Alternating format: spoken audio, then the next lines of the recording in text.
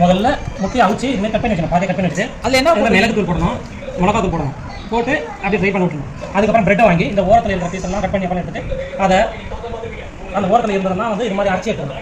Bread crumbs. ஆமாம், bread போட்டு இந்த முட்டையை இப்படி வச்சு அப்படியே பால் பண்ணணும். இன்னொரு ஸ்டெப்பு சொல்ல மறந்துட்டேன் மாமா. நீங்கள் பிரெட்டை வந்து தண்ணியில் டிப் பண்ணி தான் டிப் பண்ணி தான் சொன்னாங்க.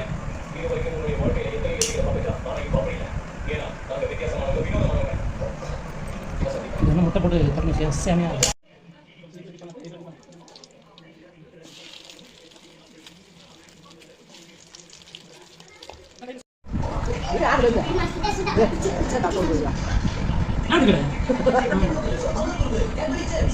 Cheers.